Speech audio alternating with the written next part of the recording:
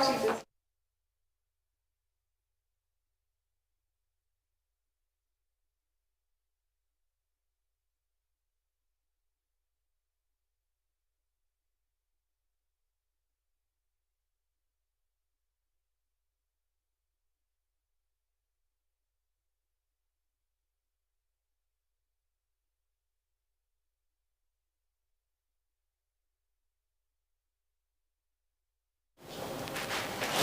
Good afternoon and welcome again to one of our special programs today. As I said in the last episode, that will be trying to bring a lot of people down to the Free State, especially people who can contribute to the development of the youth of this country, as well as the youth of Bloemfontein per se. It's my honor, ladies and gentlemen, to introduce or to come and introduce to you three guests that I'm honored to have today, that have been here for the past 5 days holding a workshop about development as well as advising our youth about leadership. My three guests today are from an organization called Legacy Rising South Africa.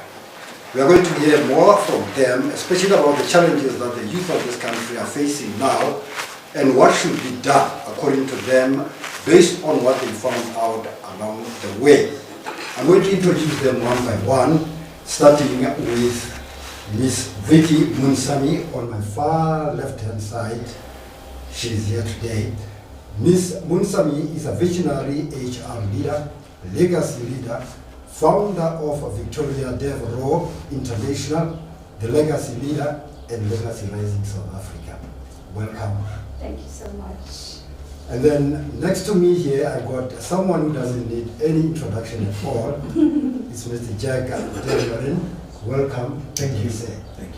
You remember that he is best known for his iconic roles on SATV, including over decades as Rajesh Kumar. I also know him as Rajesh.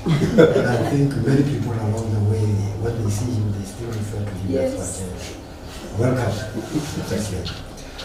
He's playing a soapy called Isidingo.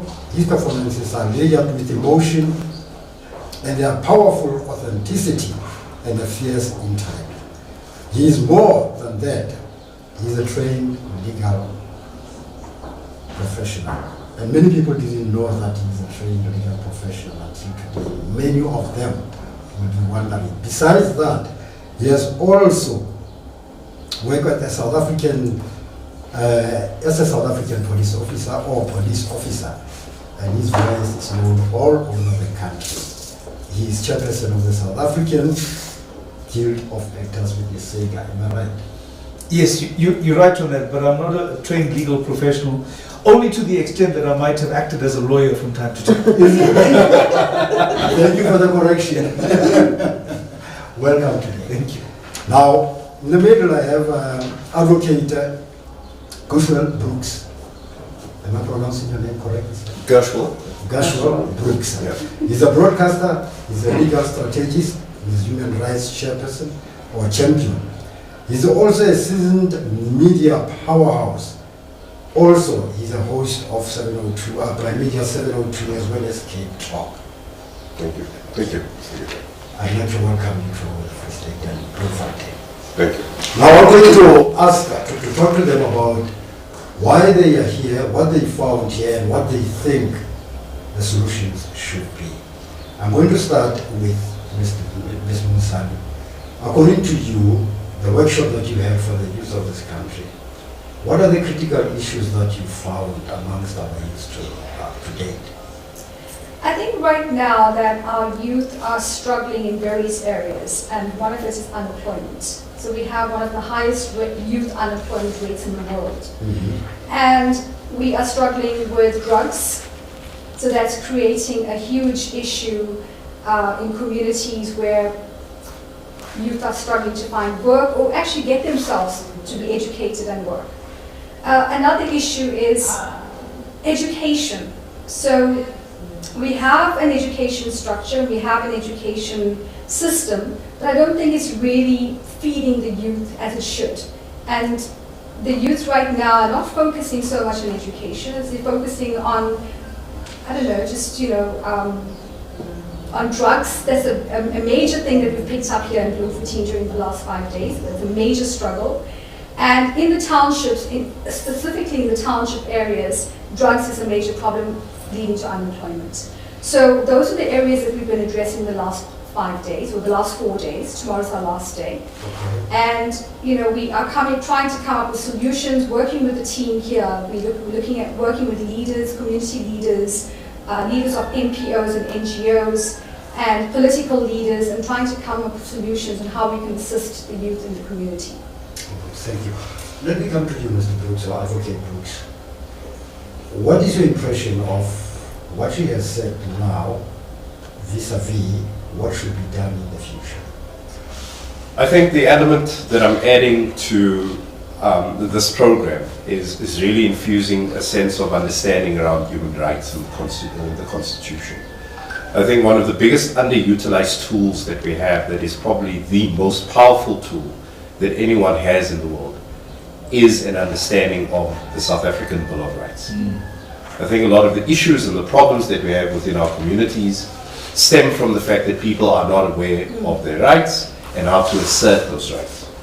I think it's becoming blatantly clear that the institutions that are responsible for promoting human rights, educating people on what their rights are, by far and large, are failing them.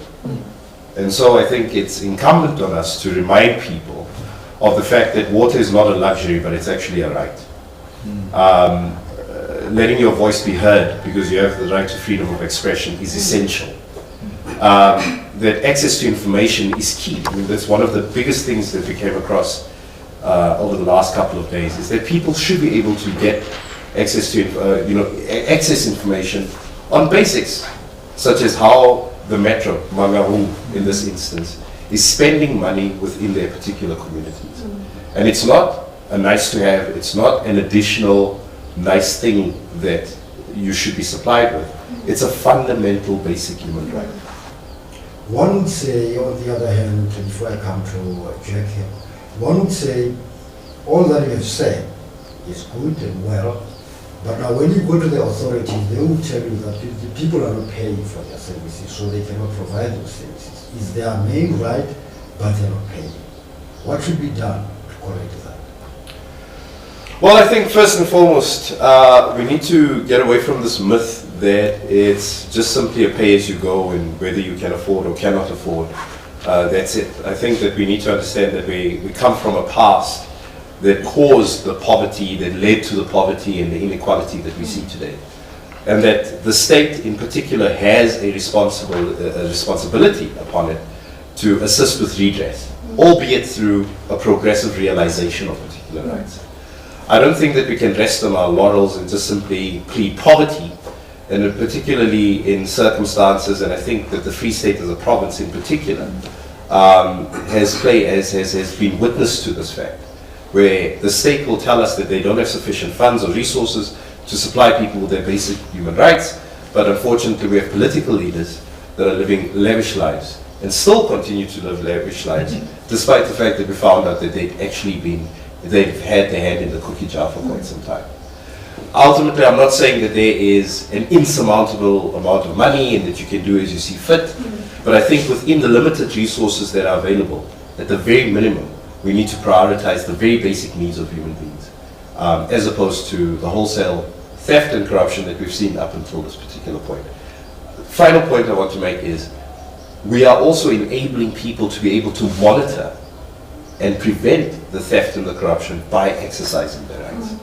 So that you are actually legitimately able to say, oh, your budget was 100 million? How was the 100 million spent? And please give us an itemized bill, for lack of a better term, as opposed to giving us vagaries around insufficient resources, trying our best, deployment, etc., etc. Mr. Dunlap, no word on what they have said, especially with regard to the workshop that you guys have had. What have you found out? What do you think the solutions should be? I haven't had the 5 days here that they have had, so I'm learning from them. My intervention today was to engage with groups, community representatives, and some youth leaders on effective communication. And this, I think, is to pick up from Gershwin's point as well, is that we have to get people used to the idea of questioning and interrogating their political leaders, their community leaders. We have to demand transparency as a basic right, and it must be exercised as long as people want to participate in the democracy and in the structures that we've created. We must create systems for communication where it is one's right to exercise, that you can question your leaders about, and budgets would be one example. You must be able to have this two-way system of communication where you can ask a question and have a right to get a response, and then for that to be an engagement. And I think this is where I would, it's important for me to mention that we didn't come here to propose solutions. There is no such thing, I think, for us to provide, some kind of a magic wand, and for us simply to wave it over this region and say, well, now you have the answers. The only answers that can come, as you know, is if we are talking with each other, and constituents are engaging with their community leaders, and community leaders are engaging with their political leaders, and this is a massive dialogue that must take place. This is essentially what, when we talk about the principles of democracy, social dialogue is what must happen. So I think what we were trying to do now, speaking for the three of us, is to conscientize people to say that your role in this democratic process is essential. It will not happen without you. So we were perhaps reminding people of what it takes in order for them to be a participant in this process. As you say, I would like to go back to you again, Vicky. The response that you got from the participant of this conference, as you said, you've been here for 4 days. How was it? Do you have a feeling that the people are receptive enough, they are prepared to engage on these issues? And that is the phenomenal part. I came here with my own bias, thinking that it's a small town, and I spoke to the team today about it, and I said, I came here thinking, okay, when I started this program, when I wrote it initially, it was for women. It was Hire Her essay, and that was the vehicle. And then I thought about it, and I'm very passionate about youth development, because as much as it may sound rhetoric, or it may sound overstated, the youth is the future. They are going to lead us in the future. And when we are long gone, we are leaving behind a broken country right now, or a broken system right now. And then it was the LGBTIQA plus community and all of that. And I thought, well, am I going to be received well here as an Indian girl from Durban in a little community that's conservative? And to my surprise, Rama, it's been phenomenal. The reception has been amazing. Every single person in that class has been so participating. They've been so engaging. They've been so vocal about the issues in their communities, in their families, within themselves, and they want to make a change and make a difference. And what we've gone through in the last 4 days has been very emotional, it's been very literal, it's been very intellectual, and they've absorbed it with such passion. And now they have this purpose to carry forward. It's been amazing. Advocate, you have spoken about very important issues. What do you think should be the way forward, especially with regard to the work that you've done here during the past 4 days? Do you think that we should have more and more of workshops like this, or do you think that this is enough? I'm going to piggyback off of what Vicky just had to say. And that would substantiate why more of this is needed. Follow-up sessions in this instance, but also why this needs to be a national program. And remember that the Free State is not Mangaung, and Mangaung is not the Free State. It needs to be in every single corner of this country. Just by way of example, we went through the Bill of Rights. Some of the participants have come across these rights. Some of them understand these rights, they understand the nuance behind them. Some of them heard it for the first time. And we ended off the day with a debate on the Bill of Rights. What those rights mean, who do they apply to, and are they effective ultimately. And to my surprise, every single participant quoted sections and debated the actual Bill of Rights. Absolutely. Oh, wow. It's been phenomenal. And with the time that we had, I could not possibly go through each and every single one of those rights. But people were making reference to socio-economic rights. They were making reference to civil political rights.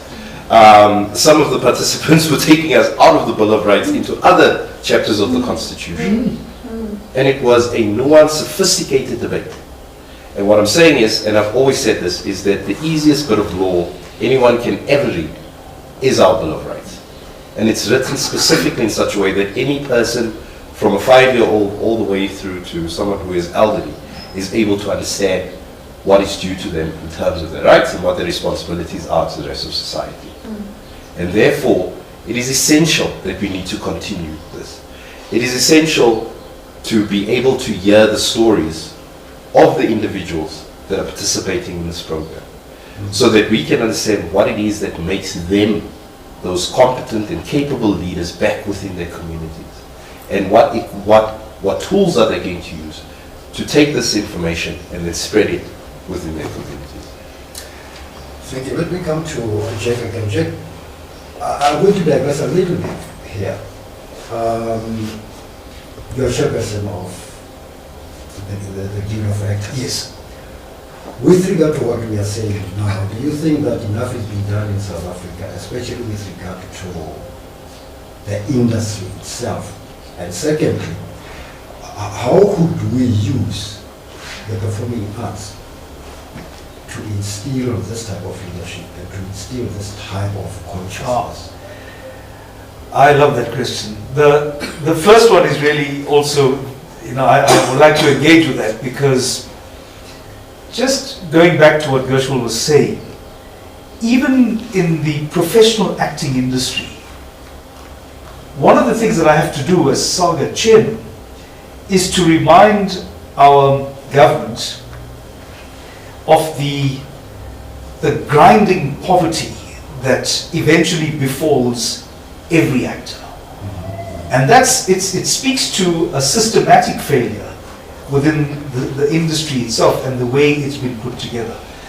And the reason this is what happens is because there are no labor rights that underpin the contracts that we are supposed to sign as freelancers. So if you look at globally, how are creative sectors regulated?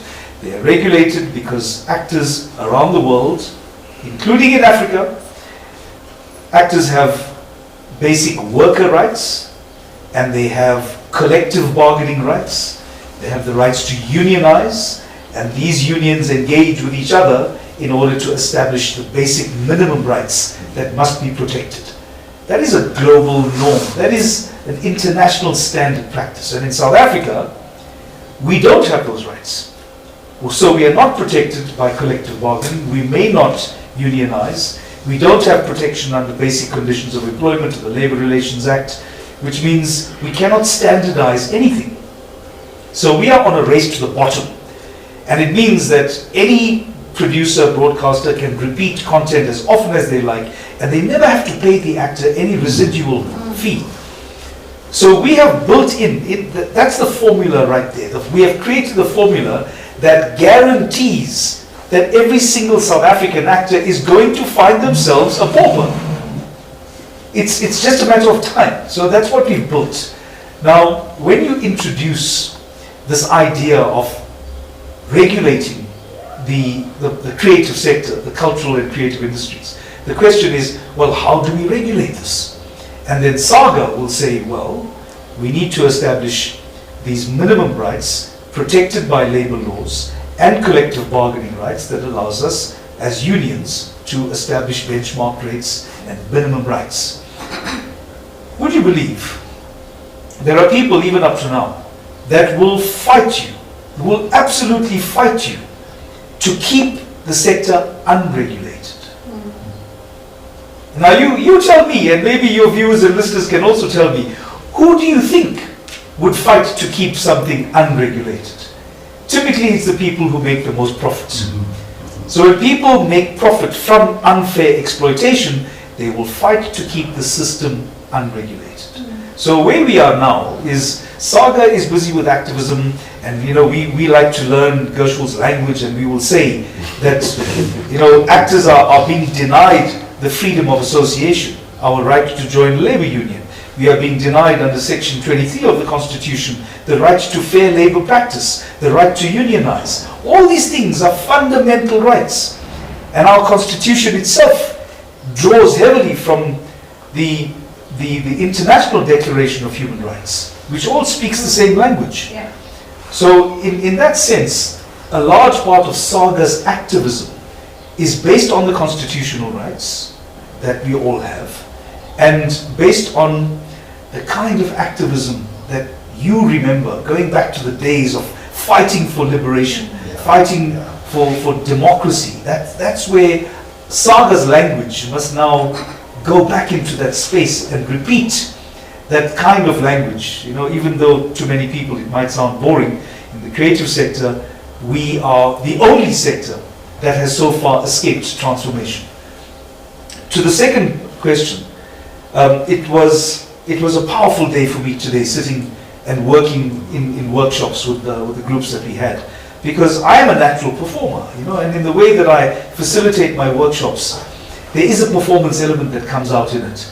And in fact, Gershwin attended the last one today when we spoke about the tools that actors use when we create a character are very useful for people who want to engage in communication.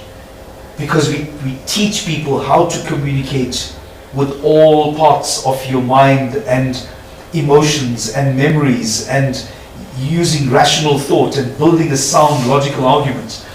Those are all the facilities that you are using in order to communicate. And those also happen to be some of the tools that you use as an actor.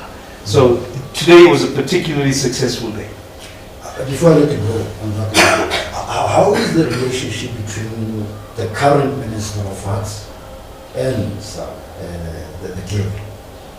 We have a working relationship.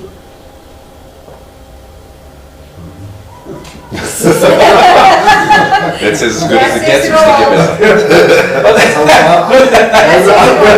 I'll put it to you like this.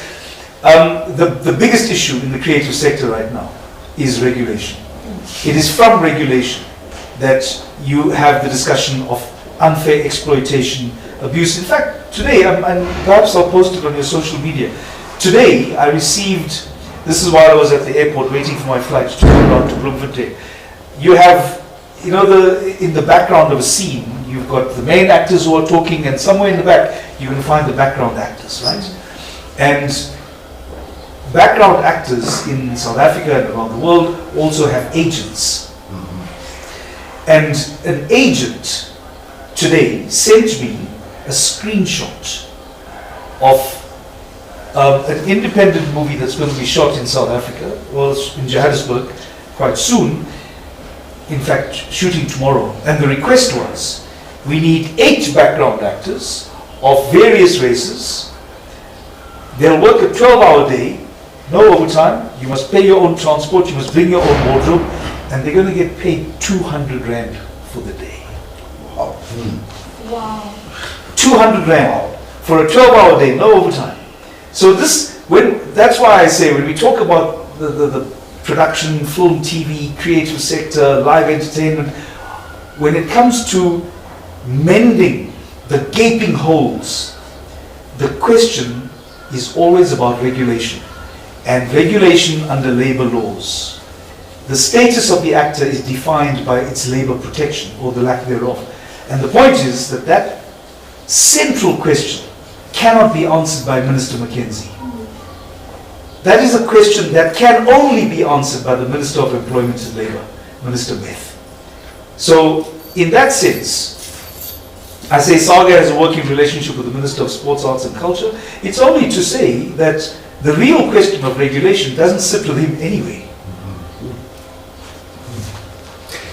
Thank you very much. Let me come to you again, Vicky. You have worked in Ireland for a number of years. What did you take out of that experience bringing back to South Africa, especially with regard to change and leadership? Quite an interesting question. You know, I was having a chat with Gersh I think yesterday, right, about Ireland. And Europe is very autocratic. And the leadership is very, it claims to be a democracy, but it really isn't in its running of it, implementation. So in business, I worked in recruitment for one of the largest recruitment companies in Ireland. And I was responsible for banking and finance and risk and compliance. And no, it was actually today that we were talking about the regimental style of leadership. And in South Africa, we are very relaxed. And post-94, we've become more relaxed. I think pre-94, we were very rigid. And it was all about the suits and ties and, you know, all of that. And I'm just talking about dress. But in Ireland, it was, that's what you wore. You were 2 minutes late. 2 times you were called into the boardroom. So that made me very punctual, because I didn't want to be called into the boardroom as the only person of color in the foreigner in this company. And I think it instilled a level of discipline in me that sort of lacked a little bit in South Africa, because we became so lax. And having your own business and all of that here, you sort of do things at your own time and pace and all of that. So when I was in Ireland, I had to be up at 4, out the house at 5:30, only got home at about 9:30, had to cook dinner, in bed by 11. And it just gave me, it reinforced the idea of routine, discipline, and a sense of purpose and being. But what I found is that it sucked the life out of daily living. And I think I brought back that discipline here. So Jack always says to me, Vicky, you're very punctual and your admin is always on par. And that's what, you know, it reinforced that. And although people say COVID kind of changed it a lot more because we became more relaxed globally, but more so in South Africa, I still kept that. And I think that's what I want to instill in the youth, because we're too lax. We're too lackadaisical. We just, we'll do things in our own time, or we'll get up at 12 o'clock. Oh, I'll go to the shop just now, it's just now. You know, we're very used to the just now story. So bringing that back, that discipline, because Europeans are very disciplined. You've got to do your own housework, you've got to cut your own grass, you've got to do your own washing, and we're very spoiled as South Africans. And I realized that it brought back a sense of responsibility and discipline. And that's what I bring to my team, and that's what I want to bring to the youth and to the communities. You're also inspired by the legacy of Nelson Mandela. What are certain attributes that inspire you more about the leader, Mandela himself? Oh, I can talk for hours. No, she can't.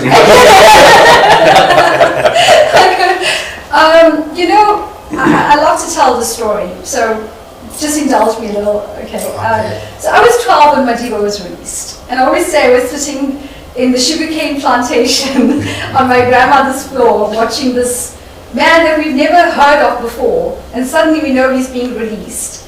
And coming from an Indian community, it's like all this hype, you know, is it going to be for the good, is it going to be for the bad? And there's a 12-year-old sitting there and watching this statuesque man walk through the gates of Victor Verster.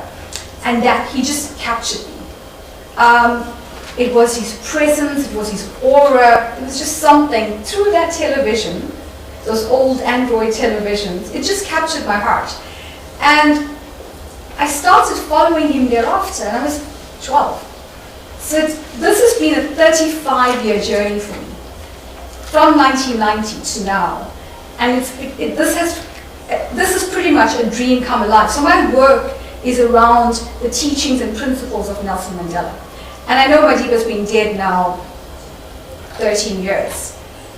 Is it 12 years? 12 years. Well, yeah, 12 years this year. But just his characteristics, For me, it was his preachings and principles on peace and reconciliation. It was all about forgiveness. It was about humanity. It was about unity. And I know we're still a very divided country, even though we're a democracy.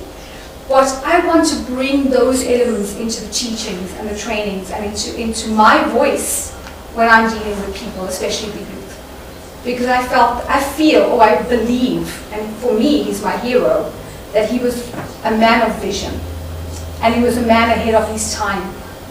And he saw things that we are experiencing now, many years ago. So he could have come out, and we could have had war, and we could have been another African country that was just falling apart. But here we are, falling apart in some ways, but I have hope for the future. Thank you. Let me come to you, Advocate. You are an author, a writer, as well as a thought leader.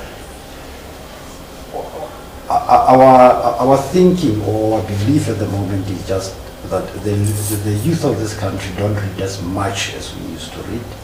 They don't believe in reading. They believe in social media and so on, but seriously, they don't read. What do you say to the youth of today about reading? I just wanted to say, Mr. Gebeza, this is one of the best interviews I've ever been part of. You are well researched, you're asking tough questions. And I just thought I just have to say that. Yes, I do believe that as South Africans, and it's become a global phenomenon, we're not reading enough. And I don't think that we're consuming enough information to expand our horizons and get to understand the very complex universe we occupy. I also think that we see ourselves, it's the rise of the echo chamber. Your social media algorithm shows you what you like. It doesn't challenge you, it doesn't expand your horizons. I look at my own consumption, I would say I'm a bit of a lefty. I'm a bit of the liberal type. And so when you look at my online presence algorithm, that's the type of information I get. Genocide in Gaza, that's what it is. Horrible situation on our own continent in terms of the repression of people's rights in our own country, corruption, although it seems that this is the age of accountability. But if I only consume that information, I would be stuck in cloud cuckoo land. And so too, if I'm spending all my time on TikTok or Instagram or any of the other social media, and I'm only consuming stuff that sort of ingratiate me in that moment, I'm not going to learn anything, I'm not going to get any new form of information. And so it is important that we read more, that we understand the complexity of what is going on. And that in turn then will further what I keep on saying, is that with the information at hand, you are able to hold people to account. You know what is due to you. I think the one thing that I said today and yesterday is, we do not know what we do not know. You literally, a fish does not know that there's a creature outside of the water with hands, because a fish is within the water with fins. And the only way a fish would ever find out that there's a creature outside of the water with hands is if the fish is given that information. We're not fish, we are humans, and we have the ability to read and consume information. And so it's key that we educate ourselves. So for me, we really have to move away from immediate gratification, quick dopamine hits every 30 seconds because we just keep on scrolling, and actually take the time to sit down and say, but you know what, this is one thing that I don't know, and we have the most powerful tool in the world called Google. Jack, let me come back to you again once more. I'm going to focus my questions on what you do mainly. I just eavesdropped from your discussion before we went on air. You're talking about Mel Gibson and the other actors. Now, I need to know from you, how could we use the creative arts, especially acting, to instill this spirit of leadership? Well, it also covers the question that Gershwin fielded, which was, how do we get people reading again? because a performance in my world, whether it's on film, TV, or on stage, requires that there is a script. And an actor is required to read that script, and not just to read it and learn the lines. Learning the lines is the easy part. It's the critical analysis that's the key of understanding the character and then presenting something that's nuanced and something that tells the story better than some fool standing there and just regurgitating lines. That's what would distinguish an AI actor, I suppose, from which is another threat altogether, but from a real performer. So I think there are two sides to the question which I'd like to engage with, and the first thing is, we know that people are reading less, yes, but we also know that they are engaging more on social media. Gershwin mentioned that people are consuming a lot of stuff on social media. And I think there is an opportunity. If people are going to engage more and more on social media, let us then provide content on social media that challenges their skills for critical reasoning and critical analysis. So we must get people to question more, to open themselves more to the other side, the other view, to challenging themselves on what they think they know, and to remind people that having an opinion is in itself of no value whatsoever. It's how do you inform the opinion, and how do you use your opinion to engage people who want to question you on that opinion. And I think those are opportunities. Now coming to your question, these are opportunities where we can use social media to start getting people to think differently and to create content that's going to give them options. Or suddenly,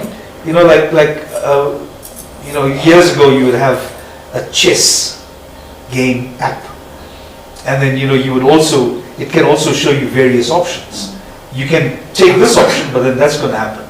So we are pointing out the consequences of your move. So in the same way that we had that chess app, we can do the same thing with getting people to engage with social media content, where we are showing them, this is the subject that you're interested in. Did you see that this comment was just made? What does this mean? Where does it come from? How do you feel about this? And what if you were to challenge it? And these are opportunities which, to me, would have a similar effect of getting people to start questioning the reality that they live in, and to challenge the issues that are important to them, and to get them to read more, which at the end of the day is simply a trait of the human capability that we cannot afford to lose. We cannot afford to lose the ability to read. We are creating the seeds for the destruction of humanity as we know it are already sown. And this is something that we need to take care. That must be a plant that must never grow to its full size. Vicky, when one looks at the projects that you have started previously, one gets the impression that you're very passionate about change. Yes. Why? Change is the only constant. So the only thing in life that is guaranteed is change. And if you're not susceptible or accepting of change, then you're stuck, you're stagnant, and you're never going to move forward. And right now, when I look at our past, we had to change our thinking. So we had to change from an apartheid mindset, whether you were the oppressed or the oppressor, you had to change your thinking to fit into the new democracy. And right now, I keep saying to everyone, we're fighting a new monster. And you have to change your thinking and your way of or your belief system in order to make your country better, or your communities better, or your life better, or your family's life better. Because if you don't change, you suck. And if somebody's going to say to me, I'm never going to change my thinking because this is the way I am, then you're going to be trapped in your own mind. And change is the only element that's going to push our country forward, our communities forward, or us forward. We have to change. It's evolution. And evolution is imminent. And if you're not changing, you're stuck. Jack, once more again. We know that in the past we used to have plays of drama, right, in the country, like obviously Asinamali. Those people were called protest actors during that time. Today the scenery has changed. What do you think has changed and what should change from that perception? There is a natural evolution. As Vicky says, things are going to change. And in the case of the entertainment sector, we moved from live theatre and we went into the age of that TV, that terrible thing that people brought into their homes to steal their lives. And then it went there from VHS to DVD, and now it's internet, social media, streaming. So change is inevitable, and the way in which we create entertainment content, the way in which we consume that content has also changed with time and technology. So it is critical that within our entertainment sector that we are keeping track, keeping pace of the evolution in order to make sure that rights are being protected, and it's a very interesting question, because I understand that since COVID, I believe, the Pretoria State Theatre has started to stream their stage performances. Which then leads to another question. If that actor signed a contract to say, I'm here to play a role in the stage play that's going to be seen by that audience sitting in that auditorium right there, then my contract doesn't take into consideration that there's now a new audience sitting and watching the stream version. So it's an engagement now with Pretoria State Theatre and government to say, have we adapted the contract in order to protect the rights of that actor whose work is now being seen by a different audience at the same time?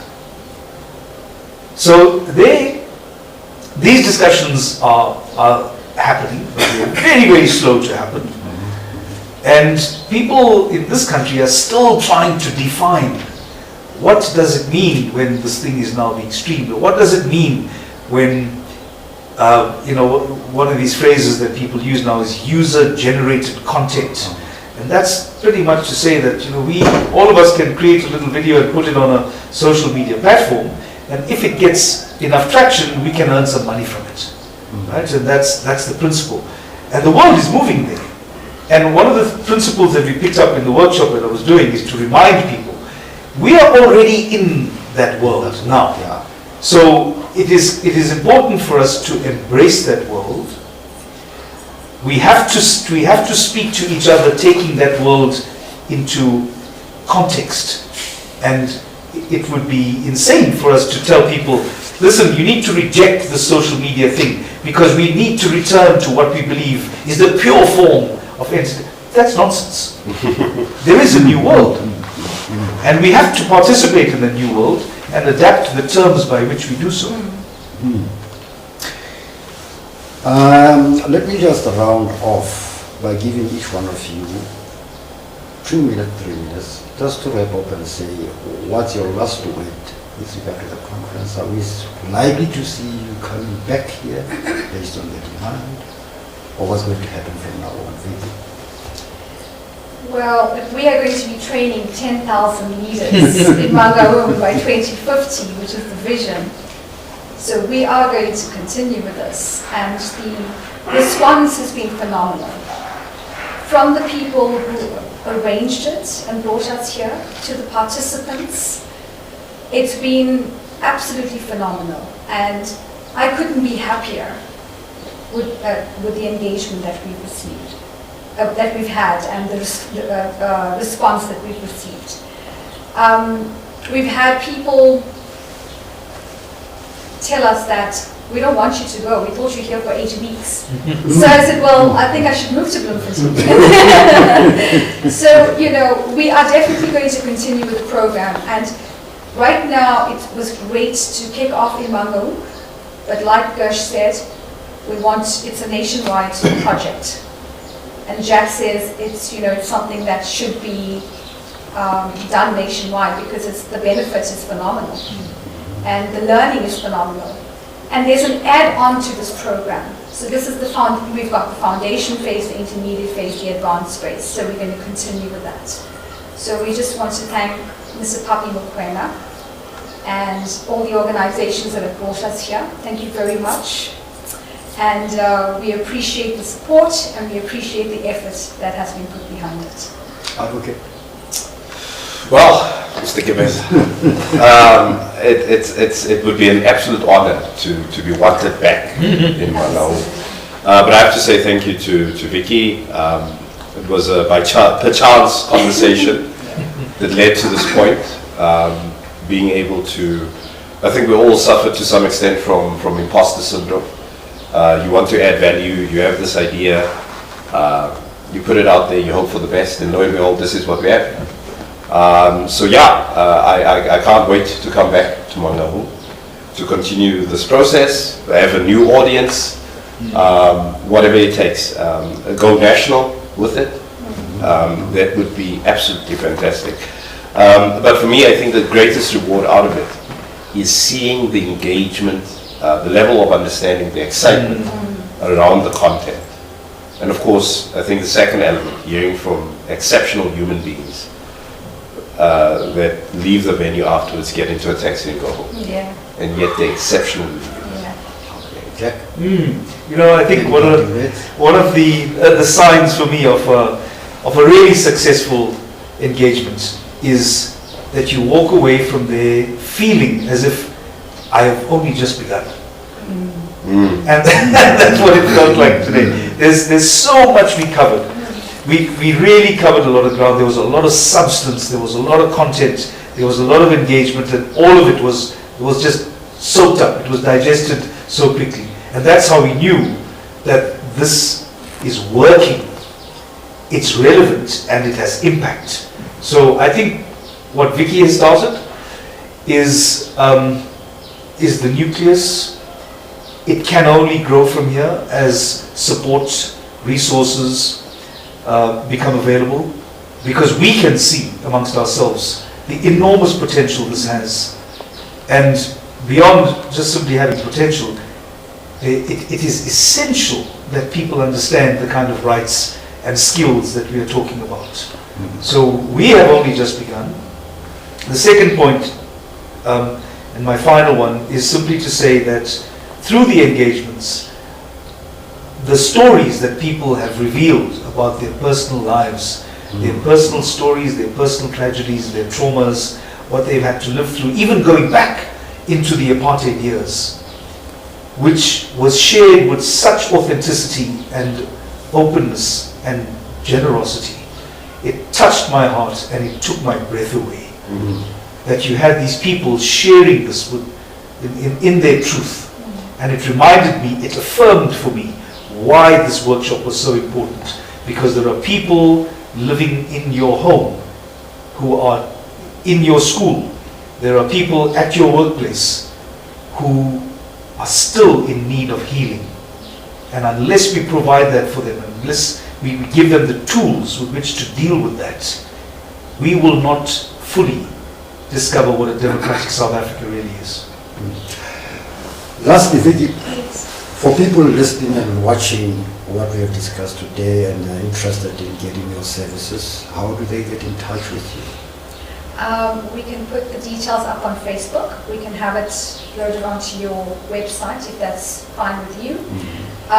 We are readily available. We are expanding the program. It's become such an exciting, passionate project. And when I did a round, every morning we do a round with the team, and we ask them to, one of the days we ask them to say a word that describes them, and my word was passion. And I'm very passionate about what I do and how I feel. And so I would love people to engage us and to contact us and to get in touch with us to provide our services. Thank you very much. Ladies and gentlemen, we come to the end of today's show, but I want to thank all my guests for being here today. Thank you, Rama. Mr. Jack, thank you very much. Joshua, thank you very much for having My us. pleasure. And, thank you very much, Vicky. Thank you. Keep the good work going. Thank you so We'll much. definitely hear from you again. Thank you very Thank much. you very much. Thank you, Robin. Till we meet again, I thank you very much. This was a live broadcast that you can find on Facebook, YouTube, as well on Free State FM. My name is Ramatsoso Mokebe. Thank you very much. So good. That's great. Love that. Thanks. Allah, Allah.